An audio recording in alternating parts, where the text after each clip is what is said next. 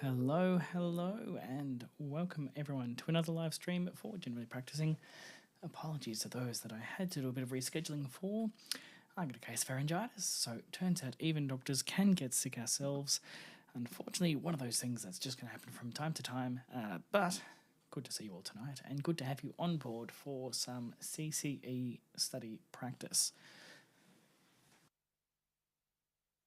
So as you can see, still not 100% improved from the bug that I managed to pick up, but hopefully we'll be back on board before too much longer. Now, this is our first practice session for the 2023.2 CCE RACGP exam, which means, of course, that we are going to be going through lots of different tips and tricks and some practice questions to make sure that when it comes to the actual exam itself, we are as prepared as we possibly can be. So we have 84 days to prepare for the exam, which is fantastic news because it means we've still got plenty of time to actually get ourselves ready to sit the exam and perform as best as we possibly can. Again, if you haven't gone through any practice material yet, the CCE exam is essentially mimicking what we do in our day-to-day practice, and therefore the best way to actually excel and do well for the CCE exam is to see patients, to do what we should be doing every single day in the clinic. And so I think this is one that people are probably less worried about, I guess. And for good reason, because if you are turning up each day, if you are studying, learning the materials, doing what you do to look after your patients, I don't think you're going to have significant troubles in getting through this exam. Now, we have 2 practice questions loaded up for the day. And these are practice questions that have been taken from RACGP. I've felt comfortable using these questions because the questions are already actually up on YouTube, but I thought it would be a good opportunity to run through what these questions are, how we could approach them, and ways to move forward. Now, for the CCE, each question has 5 minutes of reading time, and I think it's particularly important to prepare ourselves with the mindset of how we're going to be approaching each station. Is it going to be a case discussion or a clinical encounter, and how we're going to adapt our approach to these different cases? Hopefully you'll have a structured approach to each case that you tackle, or at least a framework to fall back on, so that if you do find yourself uncertain of how best to proceed, that you've got a way to actually move forward and try to keep as many marks as you can, acknowledging that ultimately it is scoring as many marks as you can to get through the exams. Oh, pardon me. Now, for those that want to do this through at home, I'm going to do the usual little spiel of playing some music while we have the 5 minutes of reading time, and then we'll go through the question itself, and we will look at what the answers there could be. So, for those that want to play along at home, get yourselves ready, because our time for this... Actually, no, one thing I will get through first, before we go too much further ahead, how are we going to tackle practicing for the CCE? What is the approach that I wanted to take to be able to actually give people a chance to join in on these live streams and interact? Now, we'll see how we go tonight. We'll probably just do some discussion back and forth, but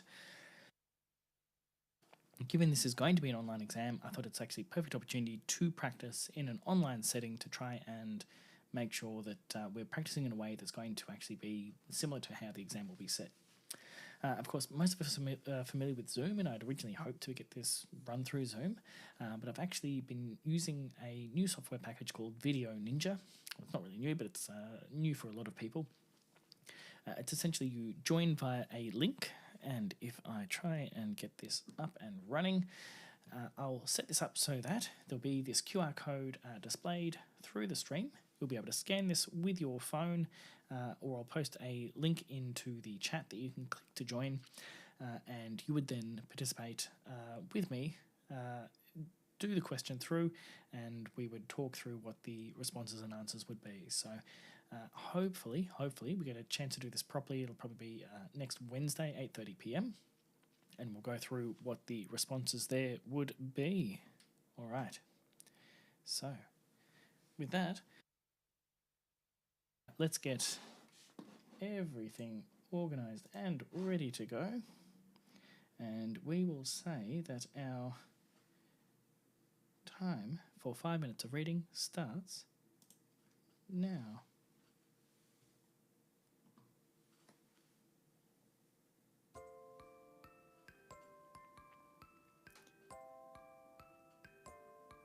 Case 1 is Angela Hunt.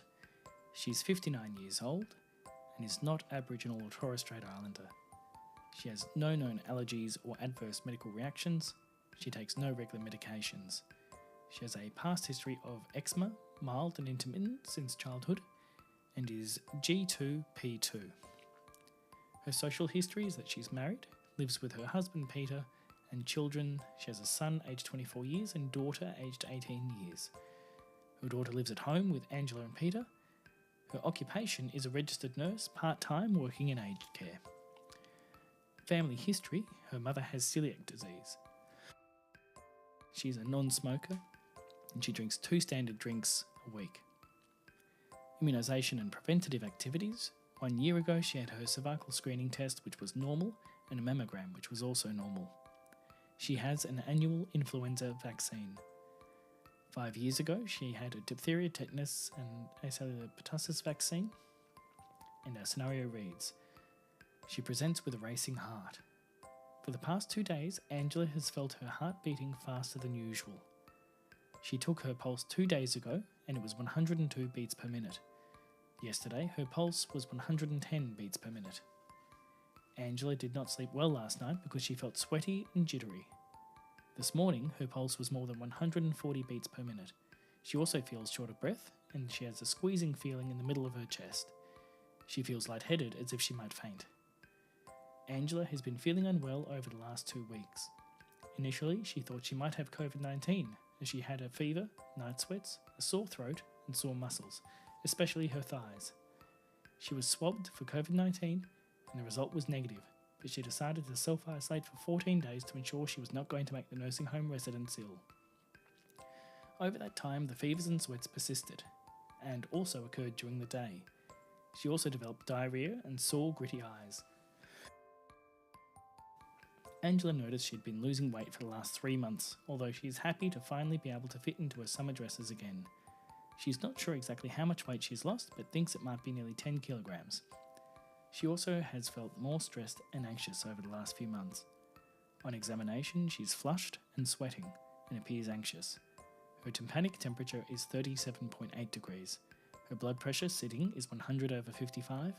Her radial pulse is 145 beats per minute and regular. Her respiratory rate is 16 breaths per minute. She has a noticeable swelling of the anterior lower neck and is shaking. Angela's heart sounds are dual with nil added. They are refined by basal crackles, audible on chest oscillation. Angela's pupils are equal and reactive to light, and her external ocular movements are normal with no diplopia.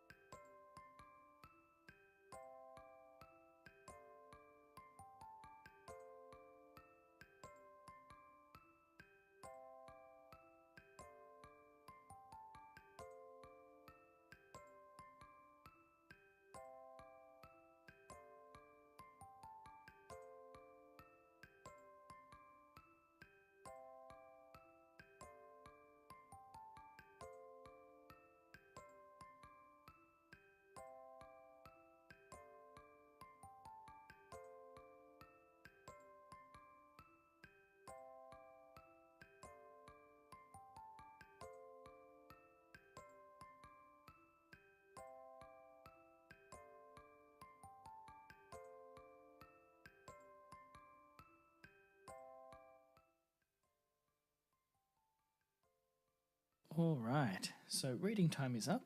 We would now commence the case discussion. The first question would be, list your differential diagnosis and provisional diagnosis for Angela. You would have 3 minutes to discuss this, and hopefully you should have a few answers fleshed out. I'll give you a minute or so on the clock to think things through, get some answers down.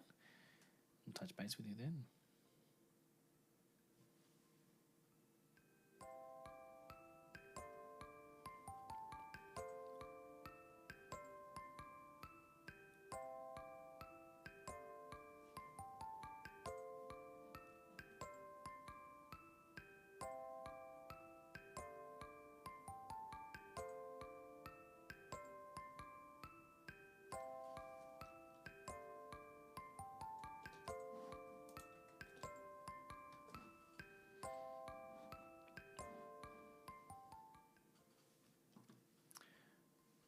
All right, so next question would be, discuss your immediate management steps for this patient.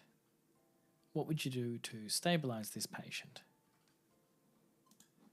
You would have 4 minutes on the clock. Time starts now.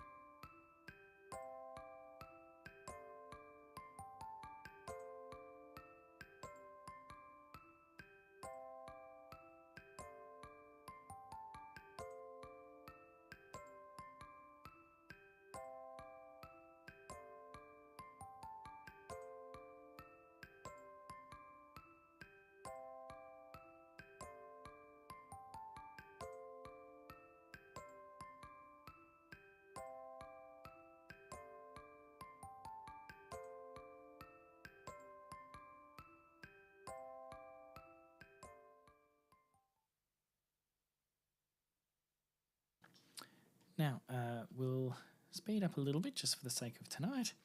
The next question would be, how would you explain the diagnosis and management to the patient? And again, you would have 4 minutes on the clock.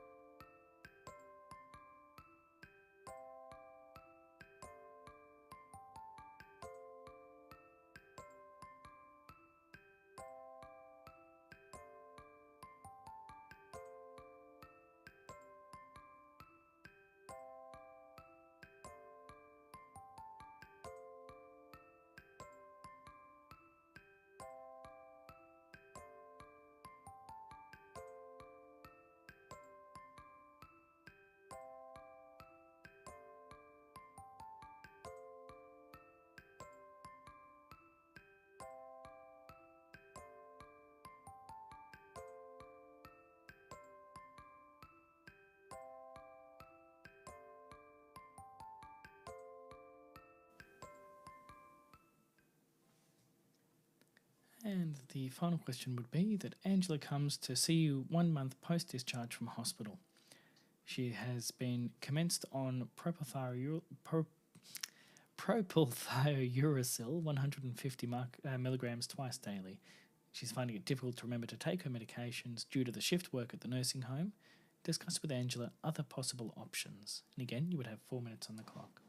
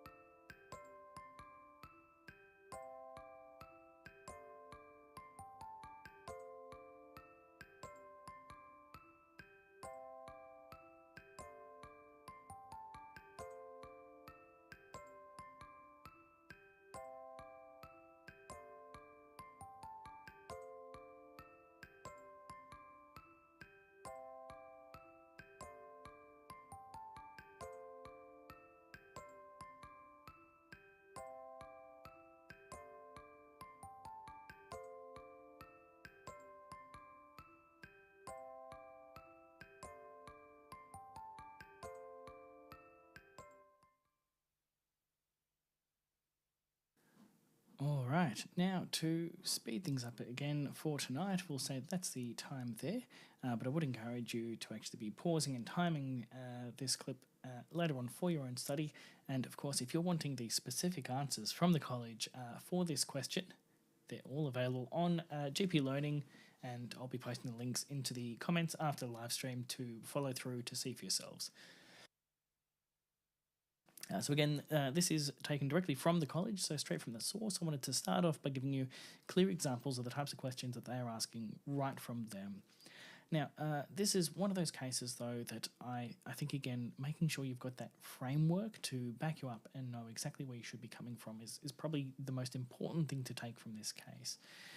Now, it's screaming out, obviously, that there are thyroid issues here. But again, similar to the KFP, when we are listing for question 1, potential causes, we should be showing that while we acknowledge the most likely thing, we would also want to give a few other options or a few other avenues we would want to be excluding at the same time. And of course, a big part of this question is acknowledging that this patient's pretty sick. There's lots of things that are going to need to happen pretty quickly, and again, without giving away too much of the answers.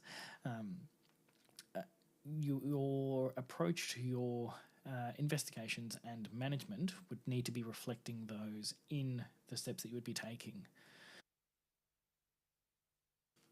I think as well as we got to that final question where it mentions that there was a return to see you 1 month post-discharge reflects that there has been a hospitalisation event between the time that you saw them and that last question. And again, you should be taking those hints there and potentially even adjusting some of your answers if you make them before they reach that point. You can go back and say, actually, for my management, I would also like to include. So yes, it's supposed to be more kind of chronologically ordered, but similar to written papers, you can go back and kind of amend or add. This is all about really ticking those boxes, and don't forget those subtle cues will be kind of scattered throughout on the day as well. Again, I would strongly encourage you to read through. They've done a really good job of actually placing in details of what the competent candidate should be able to identify and do from this case, and would definitely say, if nothing else, read the notes for examiners. pardon me. Because even if you bomb the station based on clinical knowledge, I think it's very, very handy to note what are the things the examiners should be looking for, what are they being advised to be looking for as well, because that could be things that could be shared from other clinical cases as well that you may have better knowledge of, or perhaps other stations that you don't have better knowledge of, but it will give you that framework of what are the things they're actually caring about and I should be assessing for. Now I'm going to pop something up on the screen here, which hopefully this works. We'll see. Well, hopefully I don't break the computer here, but there we go. So I was looking around for what are some good approaches for making yourself a little template for answering these kinds of questions. And Trish Cat posted to the GP registrars for RACGP Prep Facebook group, which if you're not a member there, I think would be a very, very wise thing to do would be to sign up. There's excellent discussions going on every single day to talk through. There we are. Sorry, just on the screen. Talk through what kind of things should we be preparing for, and what tips and tricks coming from those who have come before. Now, I'm going to put this up in a nice kind of more formal, fancy template, but I thought it would be good just to show you as well how quickly you could just handwrite on one of your blank bits of paper that you're allowed to bring with you one of these templates. Yes, you have to dispose all paper, but between each session, between each case rather, but how quickly and simple it can be to give you prompts to not forget anything. And acknowledging that we're going to be under lots of stress when we are sitting these exams, making sure even the simple little things are all jotted down, and if they ask a question, because there are prompts you'll see if you go through the paperwork, you know, what other questions could you be asking? What things would you consider? You can flick back to, okay, well, I should be looking at where's my management section, what's my current management, for example, what's my intermediate, what's my long-term, what's my pharmacology, what's my non-pharmacology. So little things that in the stress of the day prompt you to go back to that and make sure you're answering from all perspectives. It takes about 30 seconds to write all of this out, and I think having this kind of template to fall back to is absolutely invaluable for the exam itself. So you can jot it down here. I will be putting together a little PDF file which will be available on generallypracticing.com. For those that aren't aware, of course, the website is www.generallypracticing.com, and there'll be links through from the comment section. I'll be posting something onto there once it's available. All right. Now, hopefully you all were happy enough with that. And look, I might actually say we might actually hold off on running through our second case for tonight, simply because I think I would really love to be able to make this interactive and get people involved in the actual question answer format, given this is ultimately what the exam's all about. So look, it's Saturday night. I won't hold you up anymore. How about we reconvene for our first proper session using Video Ninja to add that interactivity on Wednesday. I'll just confirm the date here, actually. I was about to say something, but I may have got it wrong. The 23rd at 8:30 p.m. And we'll be running weekly live streams from 8:30 each Wednesday leading up until the CCE. So this will be session 1, and there'll be 11 more to go before. So thank you very much for your patience, for your understanding with me having to reschedule. I've got 2 kids under 6, and they get sick, and of course, if you're caring for kids like that, I get sick. So unfortunately, they took me down this week. I did lose my voice, something shocking. You can probably still hear I'm a bit croaky tonight even, and the more I talk, the more I croak on. Thanks for joining in. Hopefully you get some good study. You've taken some good notes from tonight's case, and I would love to see what your answers are as well. So post them into the comments down below, and I'll be commenting on it through the week as well. Hopefully you all have a great weekend. Hopefully you all don't lose your voices, and I look forward to seeing you all on Wednesday at 8:30 p.m. Thanks, guys. It's been great.